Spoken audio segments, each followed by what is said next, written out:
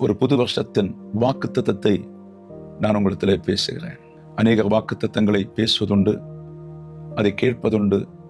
எத்தனை பேர் பெற்றுக்கொள்றாங்க, எத்தனை பேர் பெற்றுக்கொள்ளவில்லை என்பதை எங்களுக்கு தெரியாது, ஆனால் உங்களுக்கு தெரியும். வாக்குத்தத்தம் அதிகமாய் பேத்தில் இருக்காது. இயேசு கிறிஸ்து வருவதற்கு முன்னே திரளான வாக்குத்தத்தம் இருக்காது.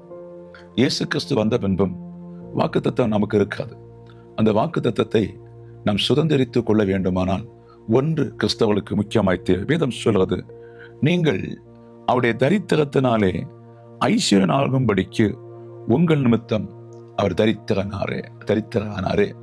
அப்ப இயேசு கிறிஸ்து இந்த பூமியில வரும்போது ஒரு தரித்திரனாய் காணப்பட்டார். அவர் 33 ஆண்டு காலம் வாழும்போது வானத்தையும் பூமியும் அளவில்லாத காரியங்களை உண்டு பண்ண தேவன், சகல சிருஷ்டிக்கும் முதல் பேராய் எல்லாத்தையும் உண்டு பண்ண தேவன் ஒரு அடிமையின் கோலம் எடுத்து வந்தது வேற ஒன்றுமல்ல.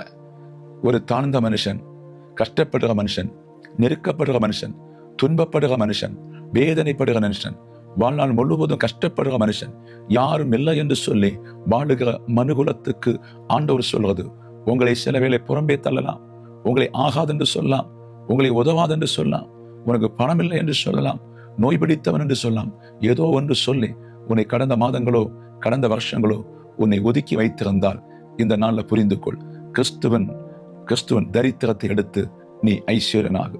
பாருங்க, அவர் மகா ஐஸ்வர்யனாய் இருந்தும் உன்னை உயர்த்துவதற்கு அவர் தரித்திரனாய் காணப்பட்டார். அவருடைய ஐஸ்வர்யத்தை பாருங்கள். 5000 பேருக்கு அப்பத்தை கொடுத்தார், 4000 பேருக்கு ஆகாரத்தை கொடுத்தார், மரித்தவர்களை உயர்த்தெழும்ப செய்தார்.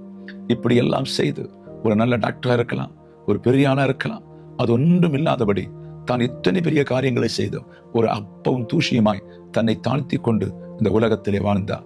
நீங்கள் அப்படி தாழ்த்தி கொண்டு இந்த உலகத்திலே நீங்க வாழ கற்றுக்கொள்வீங்கன்னு சொன்னா கர்த்தர் நிச்சயமாய் உன்னை அவருடைய தரித்திரத்தினாலே உன்னை நிச்சயமாய் இந்த மாதத்தில் ஒரு ஐஸ்வர்யத்தை தர கர்த்தர் வல்லவராய் இருக்கிறார். ஆமென்.